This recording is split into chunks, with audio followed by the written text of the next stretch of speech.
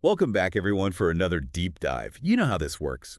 We take all that information, all those stacks of paper, and break it down into the good stuff. The stuff you actually want to know. Right. So today, we're going way back to 1930, December 1930, to be precise. Oh, wow. We're looking at Act Known 3815, the Revised Penal Code of the Philippines. Okay. Interesting. I've heard of it, but never really. Yeah. So at first glance, you think, okay, laws, they apply within the country, right?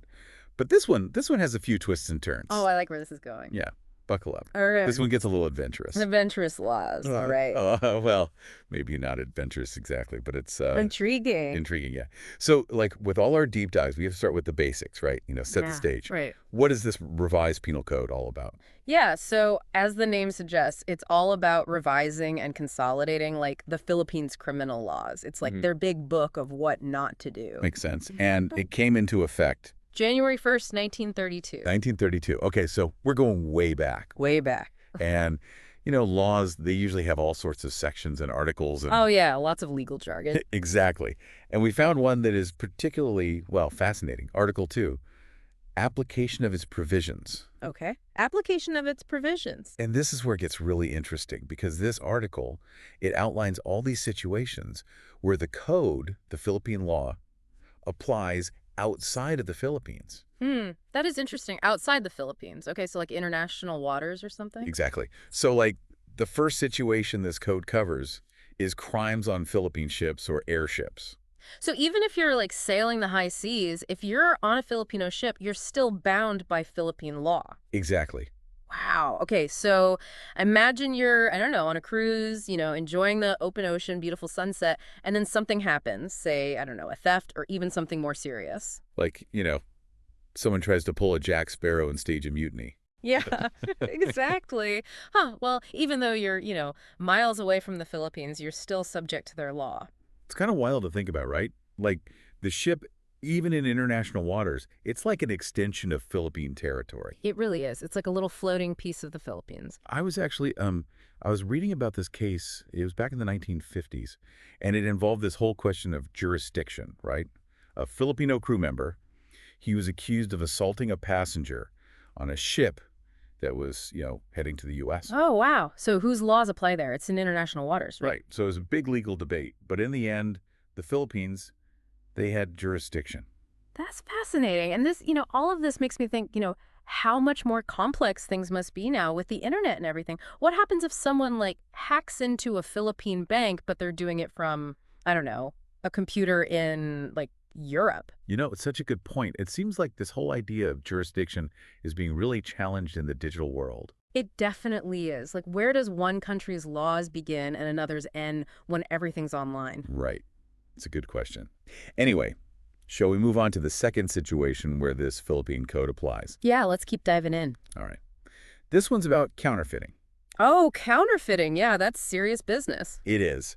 So the code says that if you counterfeit Philippine currency, it doesn't matter where you are in the world, you're in trouble with the Philippines. So even if you're like printing fake pesos in, I don't know, Antarctica, you're still breaking Philippine law. Exactly. Makes no difference where you are. Antarctica, that's a bold move. Well, I guess it's about protecting the integrity of their financial system, right? Right. Counterfeiting, it undermines a country's economy. So no matter where you are, if you're messing with the Philippines' money, you're going to have to answer to them. And it's not just about the actual forging of the money. The code also makes it illegal to bring counterfeit materials into the Philippines. Oh, I see. So even if the counterfeiting happens somewhere else, if you try to bring those fake bills into the Philippines, that's still a crime under their law. Exactly. So be careful what souvenirs you bring back from your travels. Haha, good advice. Okay, ready for another one. I find this one really interesting. Okay, hit me with it. All right, so the code applies outside the Philippines. If you have a public official committing a crime while carrying out their official duties. Okay, so even if they're abroad. Even if they're abroad. Interesting. Can you give me an example? Sure. Like imagine you have let's say, a Philippine diplomat, right? They're stationed in another country, and let's say they get involved in some kind of, I don't know, fraudulent activities. Oh, I see. So they're on foreign soil, but they're still representing the Philippines. Exactly. So their actions can have, serious consequences back home. So they would still be subject to Philippine law, even though they're in another country. Yeah. Wow. That's a big deal. It really emphasizes how, like, representing your country, it comes with a lot of responsibility. Right. You can't just escape consequences by being out of the country.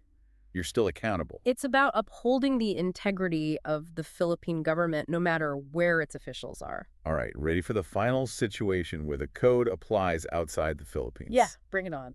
Okay. So this one's a little, well, it's about serious offenses. Crimes against national security and international law. Okay, so things like treason, terrorism, espionage, that sort of thing. Exactly. So basically, this provision, it's about protecting the Philippines and its people, no matter where the threat comes from. Right, because these types of crimes, they have global implications. Exactly. And it makes sense, right? You want to be able to hold people accountable for these serious crimes, no matter where they happen. Absolutely. These are actions that can destabilize entire regions, not just one country. Okay, so we've covered a lot of ground here. We've seen how Philippine law, through this revised penal code, can actually reach beyond its borders. It's like the Philippines is saying, hey, some things are so important to us that we're extending our laws beyond our physical borders. Exactly. And it really highlights how, this whole idea of legal jurisdiction, it's not as simple as we might think, especially in today's globalized world. Absolutely. Like with the internet and everything, the lines are getting blurrier all the time. It's like, where does one country's jurisdiction end and another's begin? And it makes you think, how will these principles of jurisdiction need to adapt, to keep pace with things like cybercrime, which can originate from anywhere? Yeah, that's something to think about. It's like the legal system is always playing catch up with technology. Right. Well, on that note, I think we'll wrap things up here. Sounds good. Until next time. See you then. Bye. Bye.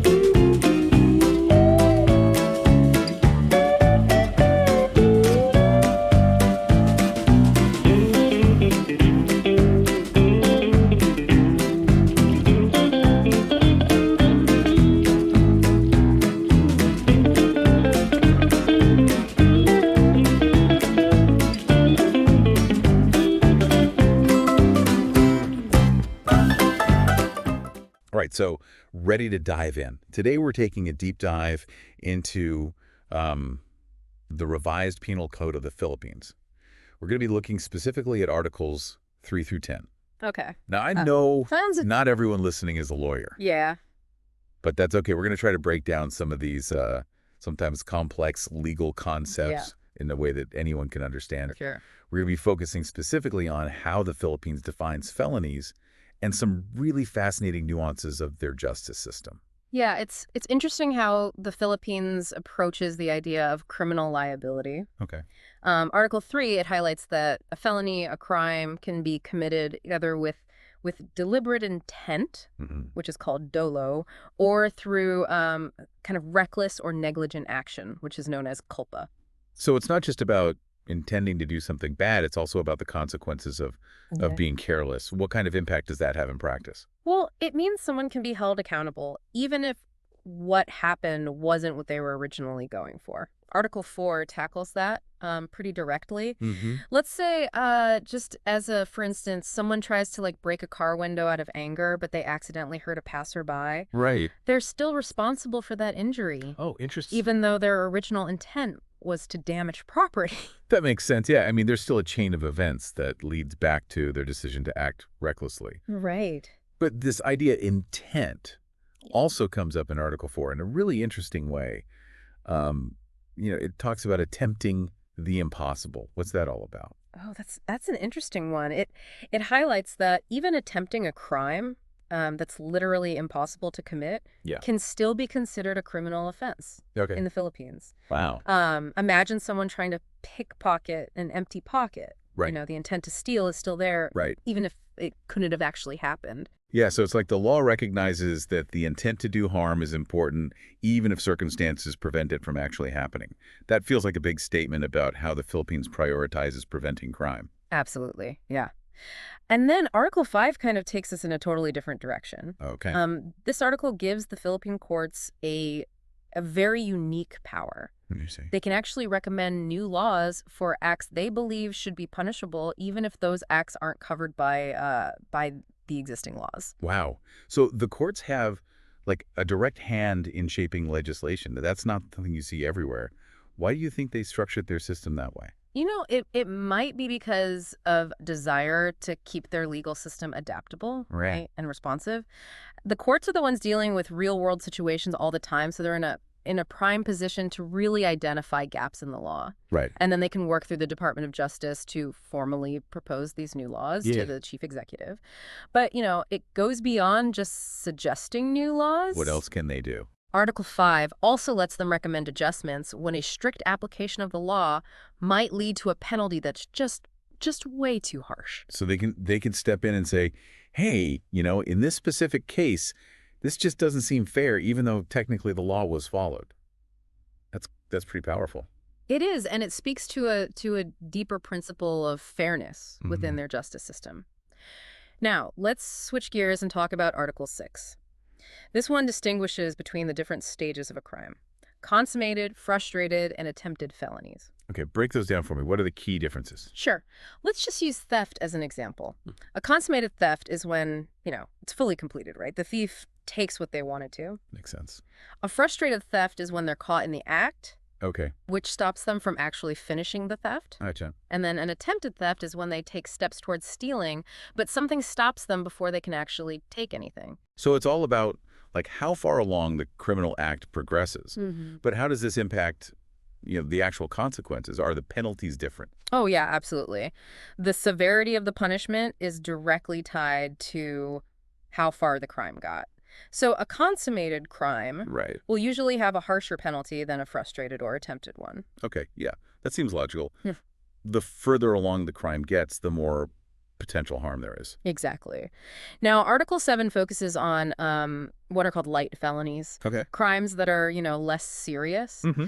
But there's a kind of an interesting thing here. Light felonies are only punishable when they're fully completed, Okay. unless they're committed against people or property. Oh, that's interesting, that exception. Mhm. Why would they make that distinction for light felonies? Well, it kind of suggests that even these minor offenses, they're taken very seriously when they're directed at a person or their belongings. It's like they're saying, we'll give you some leeway on the less serious stuff, but harming a person or their property, that's where we draw the line. Precisely, yeah. It shows how important personal safety and security are in the Philippines. So this has been a really, really interesting look at how the Philippines approaches defining these crimes and establishing liability.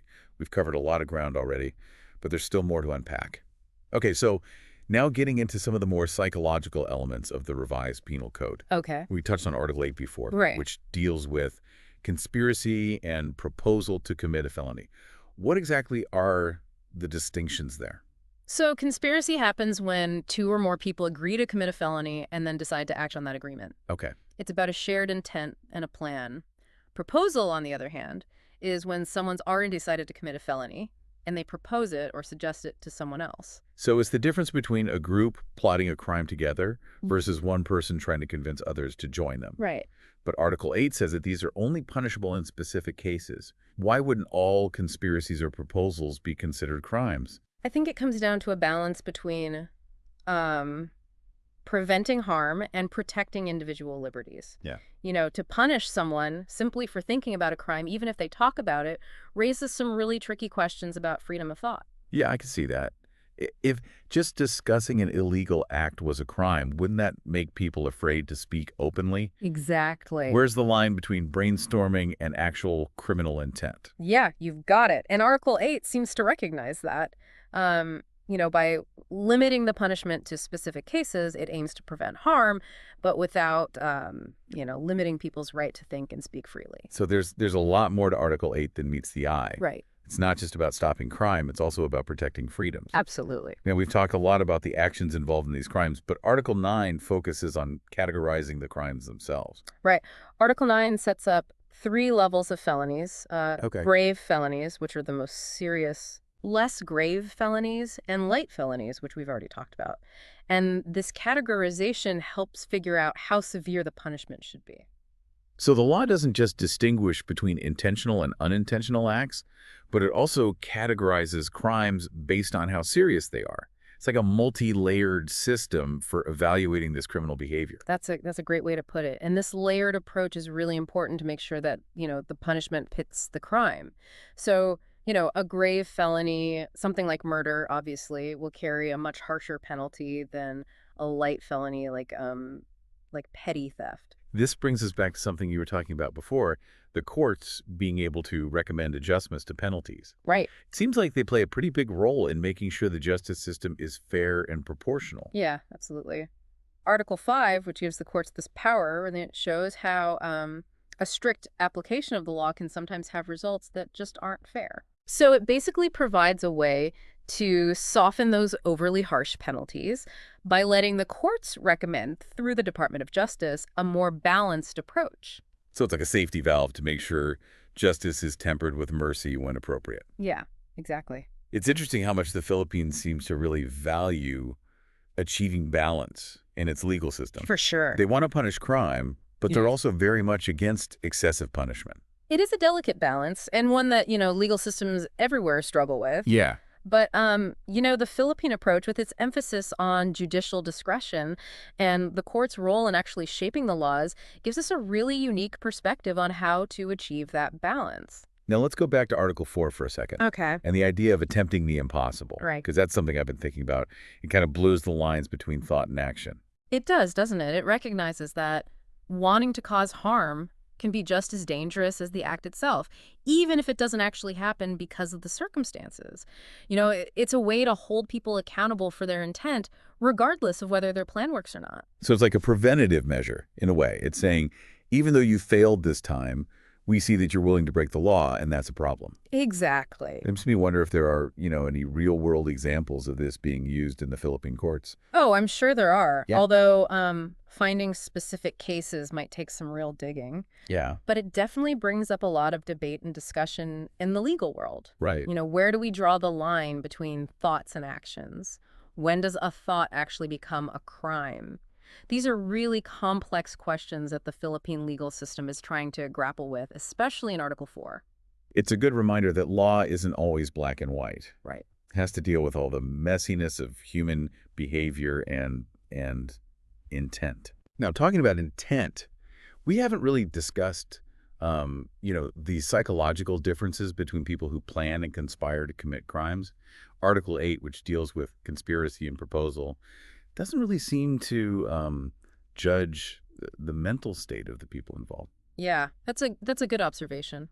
Article 8 really focuses on the actions Yeah. of conspiring or proposing a crime without getting too deep into why they did it. Why do you think that is? Yeah. Wouldn't understanding the psychology behind these actions be helpful in preventing more crimes? Well, that's a really good question. Maybe the lawmakers wanted to keep Article 8 simple and direct, Mm, to establish a clear framework. right. Or maybe they thought that looking into the psychology of criminal intent would just make the law too subjective, hard to apply consistently. So they chose to stick with what's observable and measurable Exactly. instead of internal motivations, which are harder to prove. Right. It's a practical approach, really Yeah. focusing on the concrete actions that can be shown as evidence in court. However, it also recognizes that, conspiring or proposing a crime is itself a dangerous step Yeah. because it could lead to harming others. So again, it's the Philippines taking that proactive approach to preventing crime.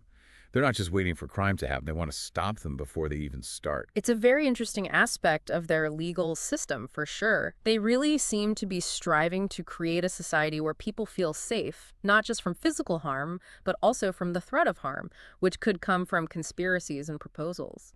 This deep dive has been so eye-opening. We've covered so much, from the different definitions of felonies to the psychology of criminal intent and the court's role in shaping the legal landscape. But it's one more important article to look at, Article 10, and it talks about the relationship between the revised penal code and something called special laws. Right. What are those, and how do they fit into the overall picture of the Philippine legal system? Okay, so we're back for the last part of our deep dive into the revised penal code of the Philippines. We've been going through Articles 3 through 10, Right. but you brought up something called special laws. They kind of work alongside this code. What's the deal with those? Okay, so think of it like the revised penal code is the foundation of a house, Okay. and then special laws are like the rooms, each with their own specific purpose. So are these special laws like additions to the code, or do they expand on it? Exactly, yeah. Article 10 explains how they work together. Sometimes they complement each other, Okay. and sometimes a special law might actually override something specific in the code, Right. if there's a unique situation. Gotcha. So special laws give like more focused regulations Right. for specific areas like, I don't know, maybe cybercrime or environmental stuff. Yeah, perfect examples. As society changes and faces new challenges, these special laws can be made to address those specific things Yeah. without having to change the entire penal code. So it's like you've got a toolbox with all these different tools. Right. You wouldn't use a hammer for every job. You need specific tools for specific things. Exactly. But then with all these different laws floating around, Yeah. how does the revised penal code stay relevant? Well, it goes back to those core principles we talked about. Mm-hmm. The code sets up the main ideas of criminal liability, intent, stages of a crime, the court's role. Right. Those principles always matter no matter what new challenges come up. So it's like it's a strong foundation that holds up the whole structure, even as you're adding new rooms. Perfect analogy.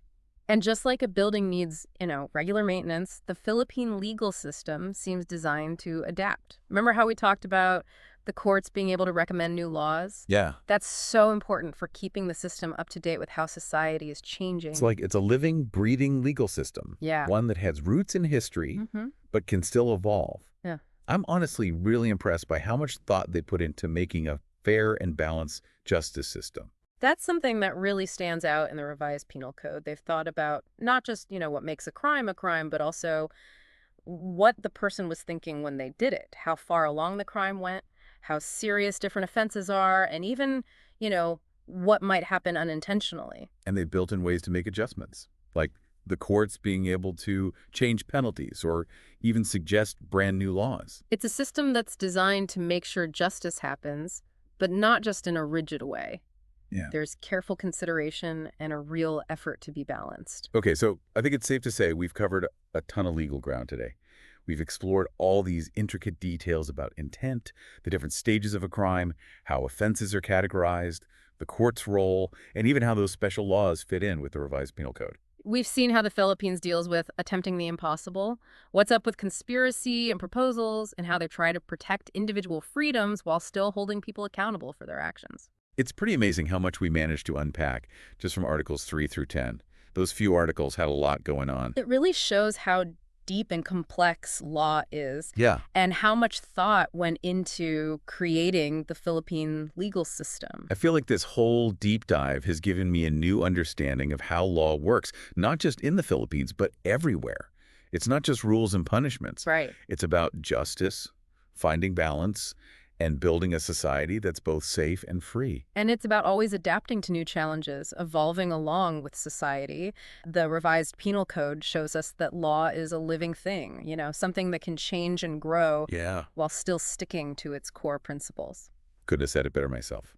This has been a fascinating look into the legal world of the Philippines. I hope you learned a lot. I did. I definitely did. And I hope our listeners did too. Me too. It's always so interesting to look at different legal systems and see how they handle the complexities of human behavior. The revised penal code it's a great example of how we try to create order and justice, and it gives us some really valuable insights into how we can build that framework. Absolutely. And on that note, I think we'll wrap up our deep dive into the revised penal code of the Philippines. But hey, remember, this isn't the end of the road. Right. Keep thinking about the things we discussed today and keep exploring this amazing world of law. That's right. Until next time, stay curious and keep diving deep. We'll see you then.